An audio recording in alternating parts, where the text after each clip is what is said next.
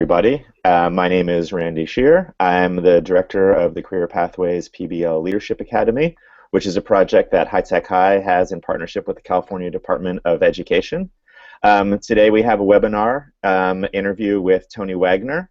Tony is an expert in residence at Harvard University's new Innovation Lab. He's also the Senior Research Fellow at the Learning Policy Institute. And for those of you who are in the Career Pathways Leadership Academy, you probably recognize this book, which you all received. This is Most Likely to Succeed. Tony's the co-author of that book with Ted Dintersmith, and you have probably seen him also in the film with the same name. Tony, welcome. Thank you so much for being with us. Pleasure to be with you all. I would like to start by just having you describe some of your current projects and current work you have happening right now.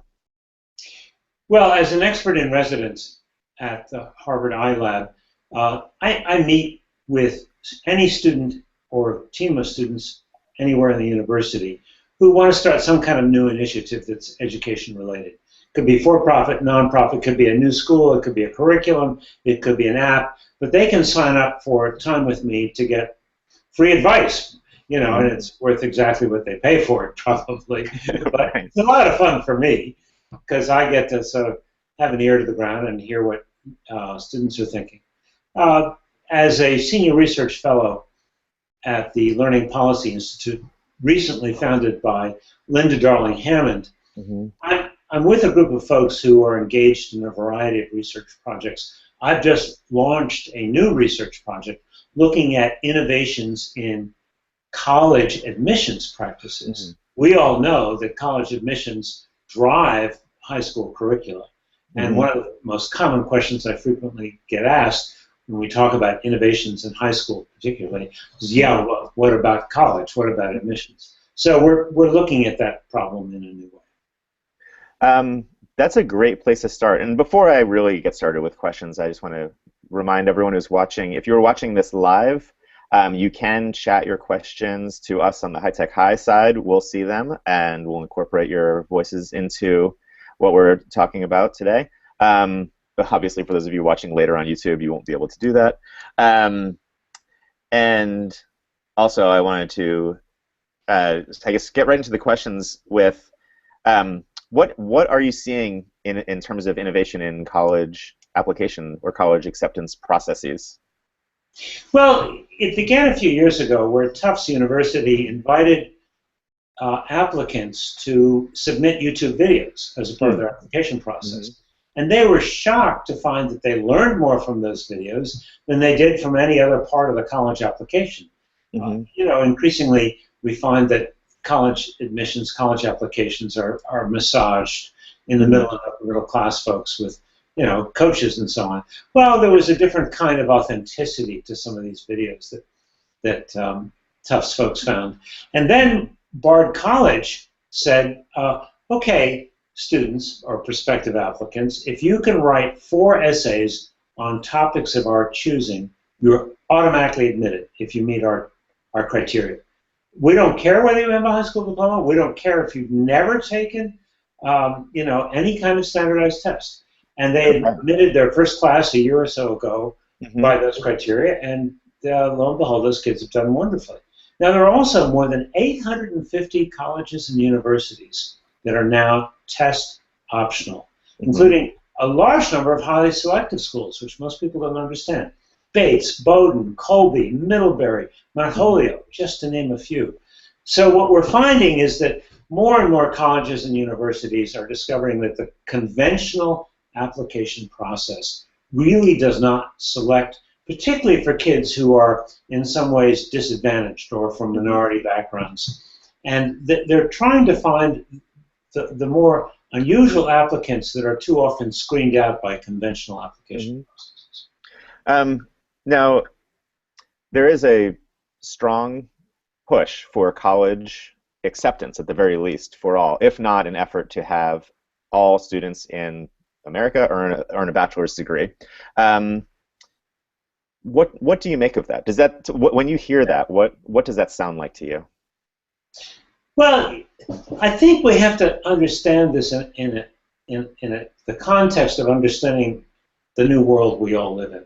You know, the mantra of college, all kids college ready, has been around now for 3 or 4 years as a policy kind of mandate.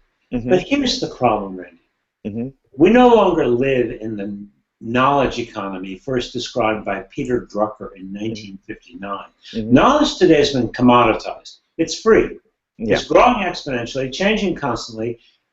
The world simply no longer cares how much our graduates know or how much schooling they've had. What the world cares about is what they can do with what they know. So the kinds of questions employers now ask are very, very different. I'll give an example. Google used to be famous or notorious, depending on your point of view, for only hiring kids from Ivy League schools, and they would only interview those kids who had the highest GPAs and test scores. Well, along comes Laszlo Bock. He analyzes the data like a good Googler and discovers that these indices are, quote, worthless. His words, not mine. He goes on to say the skills you need to succeed in an innovation economy bear no relationship to the skills needed to succeed in a competitive academic environment. 15% of Google's new hires don't have a BA. You go to the Google job site today, you don't see the word college. So they've completely given up those criteria. They're using structured interviews. What do they want to know? One of the first questions they'll ask is, you know, not what's on your transcript, but tell me about your internships. Tell me about a time you solved complex problems. Tell me about a time you've worked in a team. So we really see that we've moved from a world of kind of conventional credentials, meaning a college diploma, to a world of core competencies. Now, let me be clear. This is not to say kids shouldn't go to college. Right. All I'm saying is that when it comes to college, the experiences you have in college, whether or not you have a work-based set of internships, you know, whether or not you have a real mentor, whether or not you're doing volunteer activities in the community, probably are going to matter more than what your transcript says. Excuse me, because more and more employers are skeptical of that transcript. Yeah. All kids need post-secondary. We know that. Yeah. But should they all go to a 4-year college? What's the return on investment? You know, the wages of a starting employee with just a BA degree have actually declined. Yeah. While their debt, college debt, has increased. Right now, it's about 30-30. Average college graduate has $30,000 of debt. Average BA starting salary is about $30,000. Those numbers don't compute. That's the problem is large numbers of our recent college graduates are or underemployed, and it's a huge challenge. So that makes me. There's a few things that that I'm thinking about in that talk. So I shared an article. I think it was in the Washington Post as an interview. Or no, sorry, it was Thomas Friedman interviewing Laszlo Bock. He has a 2-part interview from his column a few years ago. Pathways folks, I'll find the link. I'll put it on our Google Plus community. If you haven't already Googled it and found it while I'm talking, which anyone on the internet should do. He also interviewed me, by the way. You might look. So I shared that interview in class, in my humanities class, with 2 different classes. I presented the interview 2 different ways. One class walked away from that interview saying, "Look, 15% of people at Google don't have a college degree. College isn't that important." The other class read it as, only 15% of people at Google don't have a college degree, and most of them, of the ones who don't, actually do have a pretty good education, despite the fact that they don't have a bachelor's. They read it as 85% do. Yeah, right. So it's full, 3/4 empty. Right. Yeah. Exactly. So that was one thing that I thought was interesting is the 15% without a bachelor's at Google doesn't necessarily mean that education is unimportant. It's that there are multiple paths to Google, for example. I want to be clear. Yeah. You know, it used to be any kind of college degree guaranteed you a good job. Yeah. And if you had a college degree from a so-called, you know, famous name brand college, you were guaranteed a very good job. Yeah. The point is that's no longer true. Yeah, and I think something that the sort of second part that I was thinking a minute ago was I would wonder if the folks that are coming out of college that are finding it tough to find employment, if what their college experience looked like. Oftentimes, when we talk about college for all, I think the image is that everyone is suddenly going to be sitting in a large lecture hall majoring in English or psych or something like that. And you are alluding to a different type of college experience that some students are already finding. What should college look like? Well, while folks are Googling, they should Google the Gallup Purdue University research on this topic. Mm-hmm. They've been researching graduates for some time and have a lot of really interesting data about who thrives in college and why, and what it means in the job market. And as I was suggesting a moment ago, students who have a real mentor, who have close relationships with one or more professors, students who have opportunities to pursue real interests, to do projects, to do more hands-on learning, and students who have work-based internships consistently leave college better prepared and also happier because they've had more engaging relationships as a part of the college experience. So kids who just, quote, do college, you know, they sit through the lecture halls, they do the required coursework and nothing more, are really squandering their time and often their parents' or somebody else's money. And so that's the real lesson. The lesson is not that kids should never go to college. But you should really think about, number one, what's the return on investment? And number two, how to maximize your investment if, in fact, you decide to go to college. So this is something that I've been thinking about a little bit since viewing Most Likely to Succeed, and also looking at the book. So in the past, and maybe in a lot of advanced placement classes or standards-based classes, a justification for a school design or a justification for a particular piece of curriculum or instructional methodology, the justification is it's on the test. Okay. And then that drives a lot that happens in schools. What I'm wondering is, so in the beginning of the film, Most Likely to Succeed, we do see this design of school being justified as this is what's going to get people jobs, or this is what employers need. What I'm wondering is if we're sort of, is it a misunderstanding to say that we're still part of that same thinking, that we're justifying new designs in school by saying the same line of this is what it takes to get a job, or this is what employers want? Well, I think that's a great and important question, Randy, and I'm sometimes have been criticized for appearing or sounding as though I'm basically saying the purpose of school is to get your job ready. Yeah, and what people miss is my frequently stated observation that the skills you need for work, the skills you need for lifelong learning, and the skills you need for active and informed citizenship in the 21st century have converged. They are the same skills. It used to be there was a significant differentiation. In the industrial era, your job was to show up punctually and not ask questions, especially from your employer.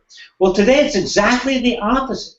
Employers want young people who, above all, can think critically, who can work collaboratively, who can communicate effectively, who can solve problems creatively. And these are the exact same skills we need of active, informed citizens in a democracy, and also the same skills we need for lifelong learning. And this, I want to connect a dot here. You have a good chapter in the beginning of the book with Ted around the purpose of education.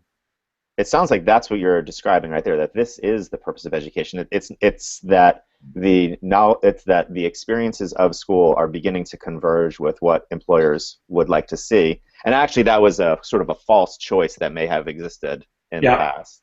Well, I think the purpose of an education is to prepare one for work, learning, citizenship, and life in the 21st century. And I think that raises another really interesting question, Randy. For folks who follow me on Twitter, I tweeted out a major New York Times article suggesting that the humanities are in very, very serious decline. The humanities majors have just plummeted, while STEM majors have actually obviously increased radically. And it raises the question, are we going to ever have humanities majors in the future? Here's the problem that I see. we still need humanities. I want to expose, I mean, I'm a recovering high school English teacher. So am I, by the way. I'm educated, right? Yeah. So, I mean, that's the irony that I've gotten known for one kind of education. But here's the challenge. Humanities promises, in the process of exposing us to great works of art and literature and important sort of elements of history and so on, humanities promises to teach critical thinking and communication skills. But I would argue most humanities classes do not deliver on those promises. Yeah. You know, there's a section in the book referencing Academically Adrift, which is a great study. If people haven't seen it yet, they really should. That there does seem to be, across college majors, critical thresholds that need to be passed, and critical experiences that need to happen in order for people to actually walk away from college having learned something. And I think the humanities might be a place where it's easy to miss some of those thresholds. Well, it's an important point.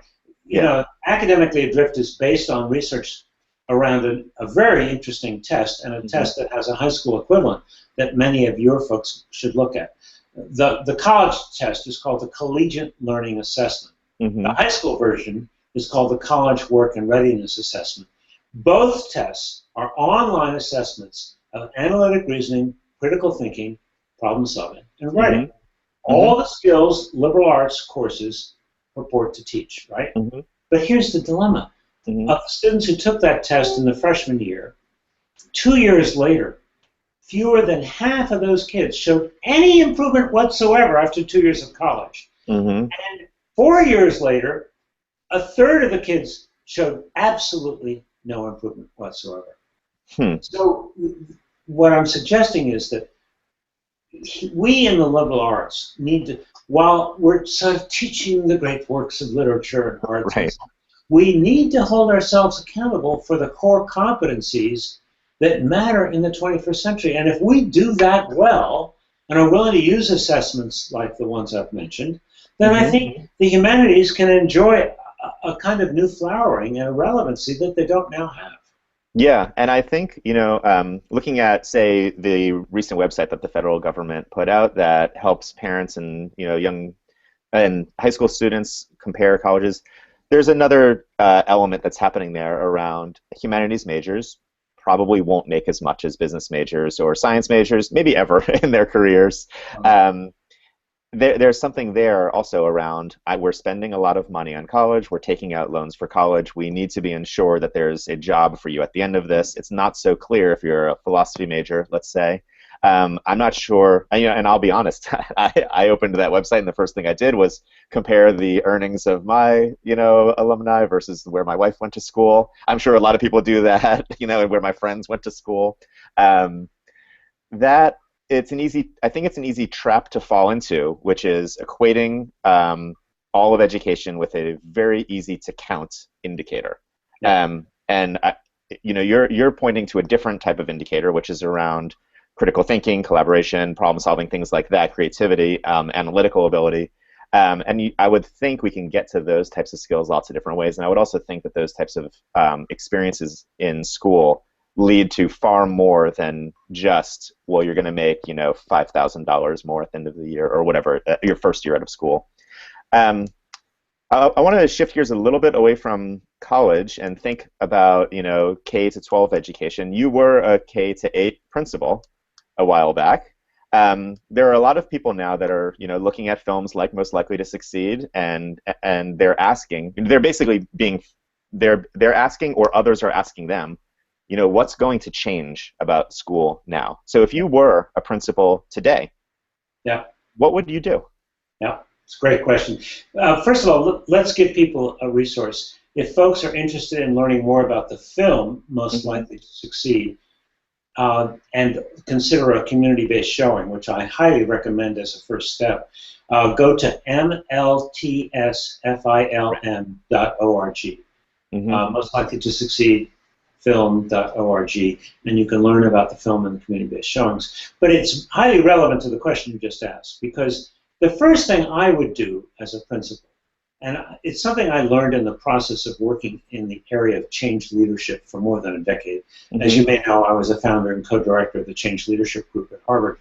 And one of the things I learned way back when I did my dissertation research was that too many teachers didn't know why they were being asked to change anything.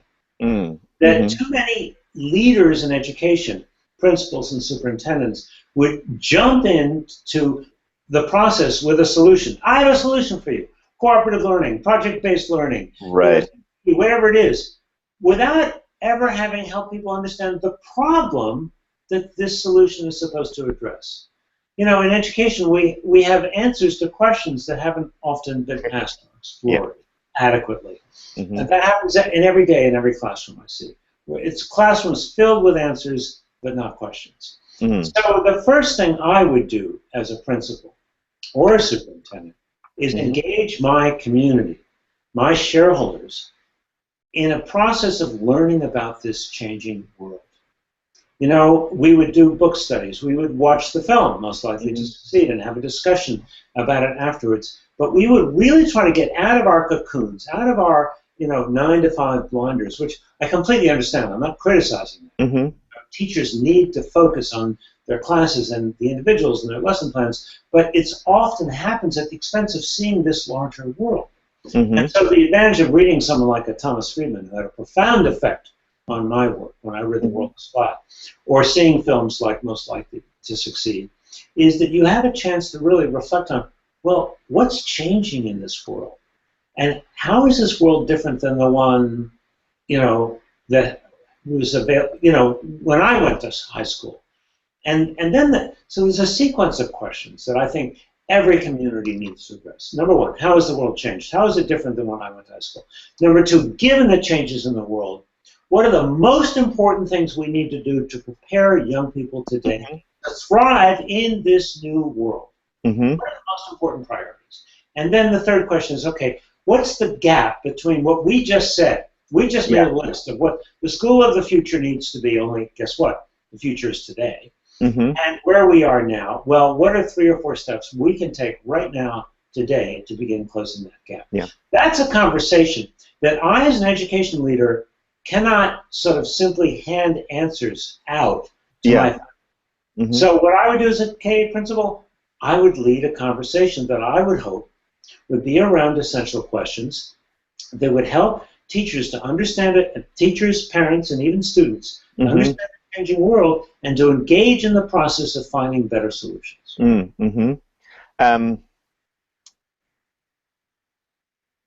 Where do you see examples of schools doing it right? And I'm thinking actually in particular in terms of I realize that I work in a charter school system, and obviously I feel like we're doing a wonderful job, but really I'm being, for a lot of the people who are watching this, they are working in large, comprehensive public schools, public high schools that may have thousands of students, or large districts, or they may be viewing from somewhere like the LA Unified or Orange County Office of Ed, which are very large organizations. I'm wondering, when we think big picture across the U.S., where are the bright spots in public education? Question, and one that we talk about in the book. But first of all, I'm a huge fan of the Deeper Learning Initiative, and I know that High Tech High is a leader in that, and you frequently are the hosts of the conferences every spring. So I'd have folks go to deeperlearningforall.org, and that's the number 4, not the letter, deeperlearningforall.org, just to get a sense of who's doing what I can think of as the educational research and development. I see High Tech High as kind of an R&D organization, and not just High Tech High, New Tech High, EdVisions, Envisions. So many of these are doing such great work. Not every school can do that. So where do folks go who want to start a conventional school district? Well, fortunately, there is a group, EdLeader21. EdLeader21.com is a consortium now, a growing consortium of a professional development community for school district leaders. Right now, today, there are more than 150 school districts involved. Kim Kay is the founding CEO. He's previously the founding CEO of the Partnership for 21st Century Skills. They have a laser-like focus on figuring out how to teach and assess what they call the 4 C's: critical thinking, collaboration, communication, and creative problem solving. For me, that's the heart of the skills that every kid, no matter where they go or what they do, are going to need to thrive as workers, learners, and citizens in the 21st century. So Ed Leader 21, and I'm a non-paid advisor, is, I think, doing extraordinary work, and I highly recommend it, that any district folks following this conversation tonight check them out. Yeah, yeah. In terms of when those conversations start happening at schools, and a lot of these conversations are happening at schools, there are, I'm going to give you some examples of some things I've heard. There are folks who can identify exactly the things you're talking about, the 4 C's. They may name them on their own. There are others that might say, but we're stuck in a system where we have to get kids to these colleges, or this is what college looks like now. The Olin colleges of the world are currently the minority. I want to ask you, what's worth fighting for? Where do teacher leaders and where do school leaders and district leaders, where do they draw a line in the sand, or where would you? Yeah. Well, first of all, again, I want to go back to reminding folks that there are 850 colleges and universities that are test optional. Go to fairtest.org for the most up-to-date list. And that's important, because I think the first challenge we have is to educate parents and kids about the choices they can make. So if they don't want to take AP courses, if they don't want to obsess about that, if they're passionate about something that is an extracurricular activity or summer-based internship, they can still go to a great school, Randy. So that's the first point. I would help. That's the first line in the sand, if you will. Help people sort of broaden their understanding of the choices they have. Then beyond that, I think every teacher, no matter what they're teaching, no matter how much content they feel they have to cover, can attend to what skills they're also teaching.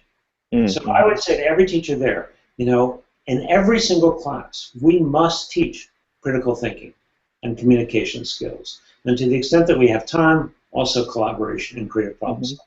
But at the very least, we have to teach students how to ask good questions. How to analyze information and sources on the internet. How to communicate effectively, orally and in writing. And sadly, these skills, Randy, are not often tested by most of the conventional assessments we use. But they are the new coin of Rome.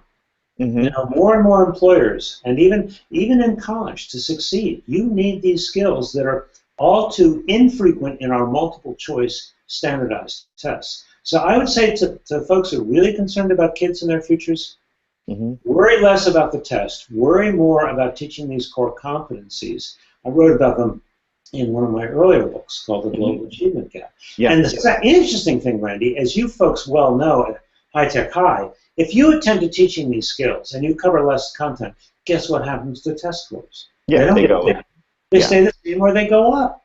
So there's no loss. In fact, there are significant gains. And you referenced some of that in the current book around, I think it was Lawrenceville schools that studied, they gave their year-end exams for, I want to say 10th and 11th graders, or maybe 10th to 12th to, returning students.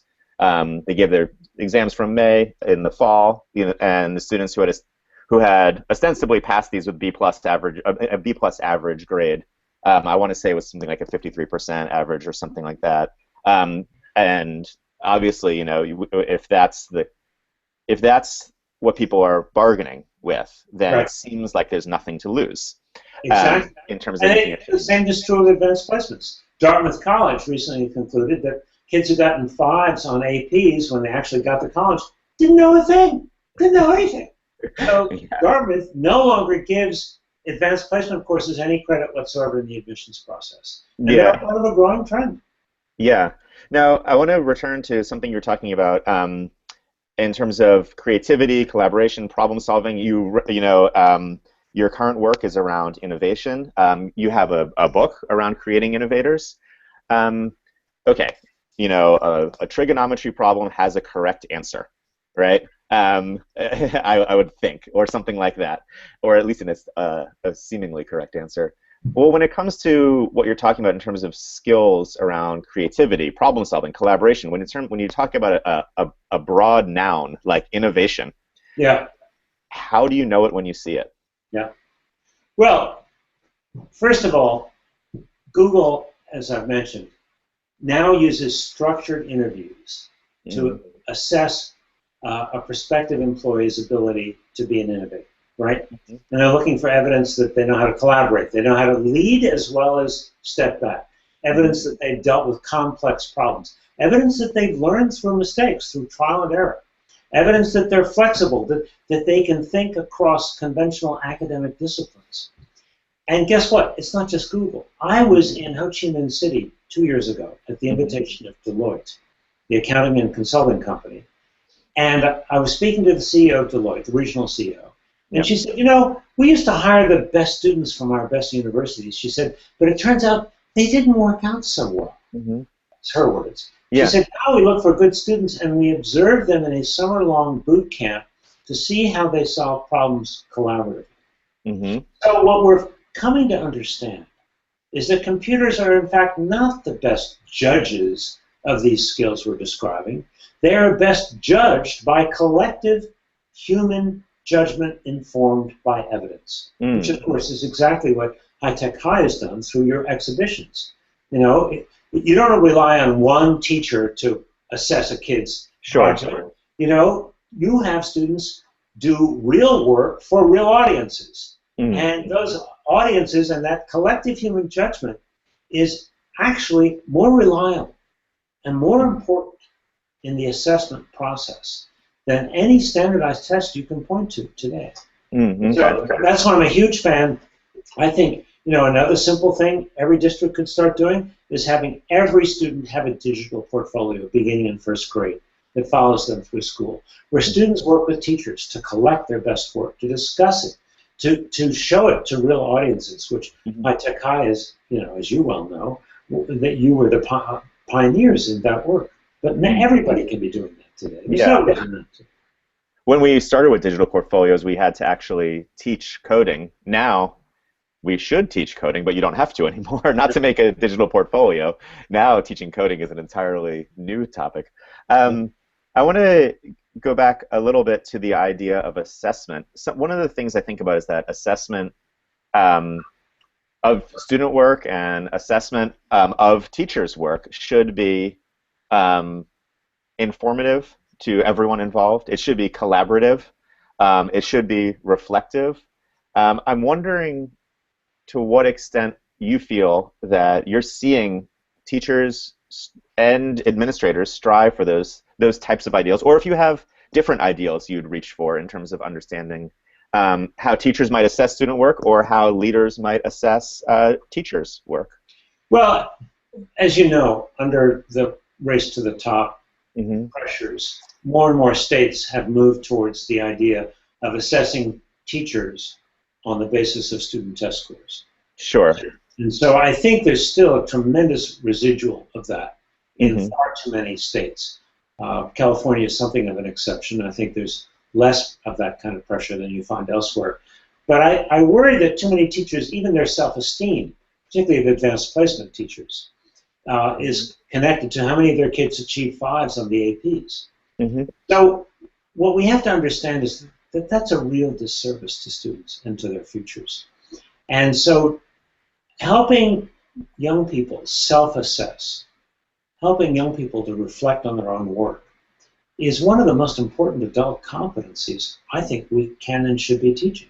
You know, to me, one of the more moving scenes in our film, Most Likely to Succeed, is when students are asked at the end of their 9th grade semester to reflect on what they've learned and how they've changed as human beings in front of everyone, in front of their parents, in front of their peers, in front of their teachers, where the teachers are kind of asking hard questions. You know, you came in as a very, very shy kid who didn't have a voice, or if you spoke at all, you spoke in a tall, little, squeaky voice. And now you're a different person. Reflect on that. Tell us what that's meant.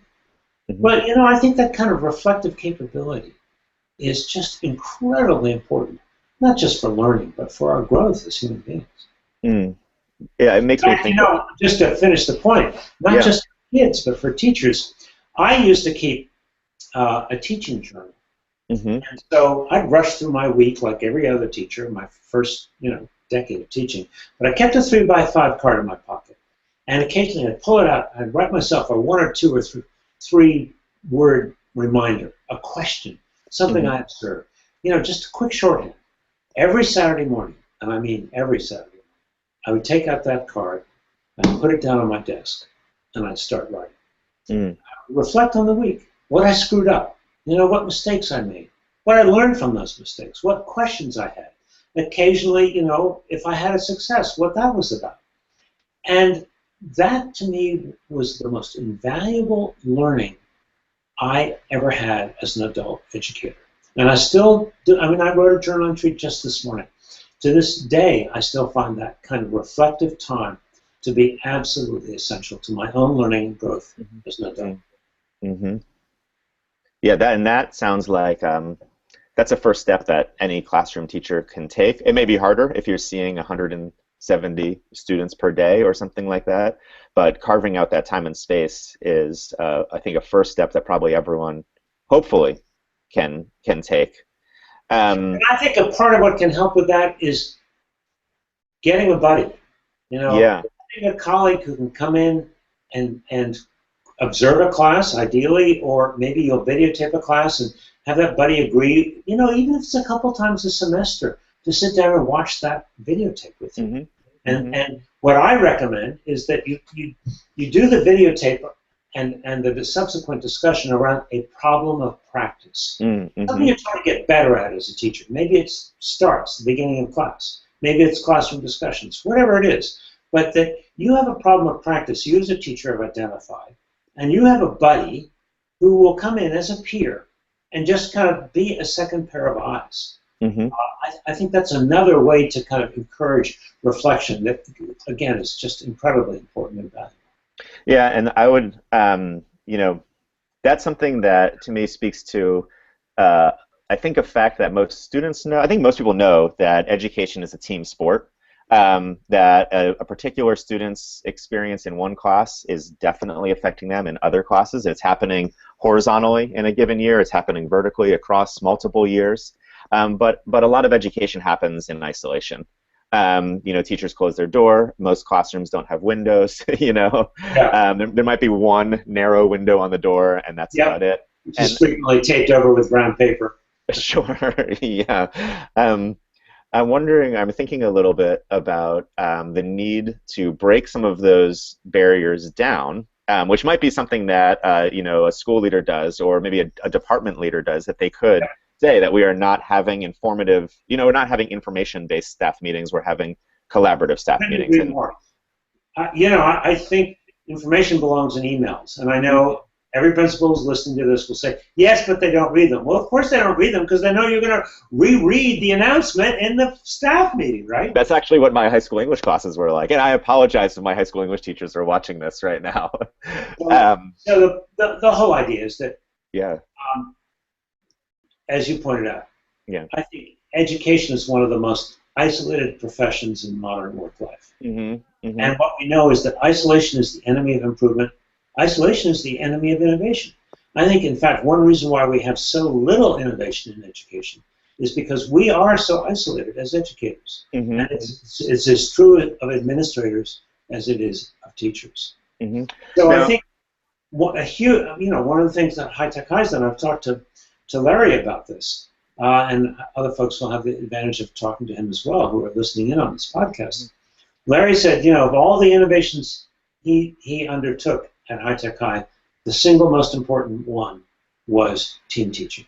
That's the one he would never change. And it's precisely because, you have all the benefits of two people planning, two people, two pairs of eyes looking at every class, and so on. Now, lots of folks can't do that who are listening to this podcast or webinar. That's why I talk about the idea of at least inviting a buddy in once in a while. And department chairs working on how do you, at least as a part of your professional development plan, have people visit one another's classes. Yeah, and I think the idea of video that you raise, and this is actually two things. One is the idea of video could maybe end observations. I often think about how unfair observations can be because the two adults in the room are seeing different things. The observer is seeing the teacher, and the teacher is seeing the observer, but neither one is seeing themselves. And video eliminates that. Both people watch the video, and they both see the class as it takes place. And so that's a way to level the playing field there and provide for a very fair discussion. I think there's a real comfort in knowing that if I am teaching, I am seeing the same thing that my observer is seeing, and not something different. I think that there's supervising student teachers all the time. Yeah. If I were supervising teachers today, I'd require them to do regular videotapes, and I would make all conversations about their work evidence-based, and I would use videotapes and student work to regularly talk about, what they're working on as professionals. Yeah. Now, another thing that I hear you saying is something that we might call critical friendships. Not everyone can have a partner teacher that they share the same exact students with, and not, some schools obviously have an English hall and a math hall and a science hall and stuff like that, and people are spread out so that the students are moving around. But critical friendships are something where I think that we have an opportunity to move people towards a collaborative environment and to try to explicitly make teaching a team effort. And referencing back to something you were saying earlier, I've heard the idea of measuring teacher success around how much a student grows is that it's the value added measure, right? Which actually makes for a very competitive environment. I can't see how you'd really want everyone succeeding if you're being measured on the achievement gap you're covering or compensating for or something like that. You kind of need the students to come in missing something instead of rooting for everyone to be succeeding. Now, and I realize that we're coming towards the end of this. I was listening to Ron Beghetto speak around creativity. Something that he helped clarify for some teachers that were visiting High Tech High was around creativity is not out-of-the-box thinking. Out-of-the-box thinking is random thinking. Creativity is around meaningful solutions to problems or the meaningful application of original thinking. I'm hearing you talk a lot about innovation, and I'm wondering if you have a way to help people sort of crystallize what innovation is. And I'm assuming you'd agree that it's not just out-of-the-box thinking. No. In my research for my book, Creating Innovators, I really learned that there were two kinds of innovation. One kind of innovation is bringing new possibilities to life, and that's rare. I mean, think of Steve Jobs. It's a convergence of time and talent, particular time in history, particular talent in a certain place. But then the other kind of innovation is creative problem solving. Now, that can be nurtured. In fact, I argue we are born curious, creative, imaginative. That's the human DNA. The average 5-year-old asks 100 questions a day, and nearly every kindergartner thinks of himself or herself as an artist. Something happens called school. And kids stop asking questions and start worrying about getting all right answers. And they stop thinking of themselves as artists. And so what I learned by interviewing a wide variety of young people, all of whom were creative problem solvers, some in STEM fields, some in the arts, some social entrepreneurs trying to solve social problems, was a couple of really important things. Number one, some of these kids had gone to name brand schools, Harvard, Stanford, MIT, Carnegie Mellon. They all said that they learned to be innovators in spite of their schooling, not because of it. But then I asked them, well, did you have a teacher who made a real difference in your life? And all could name one or two. And so I went back and interviewed those teachers, Randy, and I discovered what was for me something truly extraordinary. All of those teachers were outliers, teaching in ways that were significantly different than their peers, yet remarkably similar to one another. And then when I looked at that more deeply, I discovered that as I looked at other schools like Olin, like High Tech High, there's a core set of contradictions between the conventional culture of schooling versus the culture of learning that develops the creative problem-solving skills I just described, or continues to nurture those capabilities. Contradiction number one, conventional culture of schooling is all about individual achievement. But as we just discussed, innovation is a team sport. Those educators build teamwork into every single assignment. Number two, culture of schooling is all about compartmentalizing knowledge and favoring specialization. Well, I learned that innovation happens at the boundaries of academic disciplines. Contradiction number three, culture of schooling is about compliance, it's about passivity, it's about absorbing information.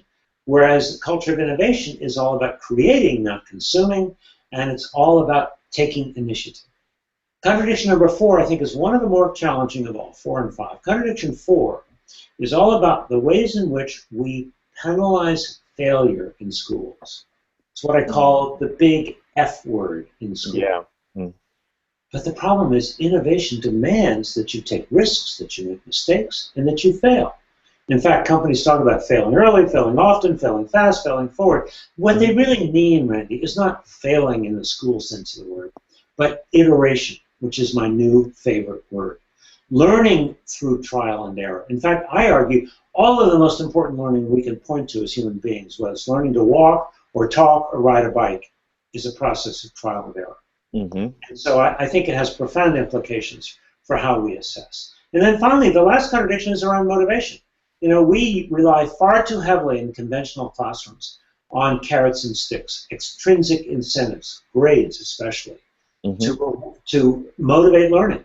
But all of these young innovators were motivated by their parents and by teachers through a combination of 3 things: play, passion, and purpose. And so the heart of a lot of that, I think, is keeping alive curiosity. And so to the teachers who are listening today, I have a simple suggestion. Have your students keep a question journal. Have them write down things they're curious about, questions that they have, and periodically make a time and space where students can just pick one question they're really interested in and make a little bit of time for opportunities for kids to do some small projects around their questions. Taking their questions seriously is one of the most important things I think any teacher can do in any subject, in any grade. That's fantastic advice. Some of the best stuff we've seen as we go and visit the schools that are part of the Career Pathways Trust is exactly what you're describing, and that it's done in public, that that questions are part of a brainstorming exercise that happen not only at the beginning of learning experiences, and that they are posted on the walls, and that you know, key standards or key things that the teachers or whatever have identified as important learning objectives are returning to and are shown to be connected to the questions that students bring every day, and that the valuing of student questions gets us away from questions like, why do I have to learn this? Yep. I want to thank you so much for being here. If you have final words you'd like to share, feel free. Well, if folks want to go to my website, tonywagner.com, there are all kinds of articles related to things we've just talked about that you can download and use, as well as keeping up with tweets. I promise you, tweet about what I had for breakfast or, you know, where I'm going out for dinner. I try to tweet out articles and other items that I think are an important resource for people doing this work. So there's just some ways that folks can stay in touch. And I think, you know, I'm very grateful for this opportunity to have this conversation with you, Randy, and to, in some way, have a connection to the people who are doing such important work with this project. Absolutely. Thank you so much. We really appreciate it, and we'll hope to see you soon. Great. Thanks, Randy. All right. Bye-bye. Thank you, Tony.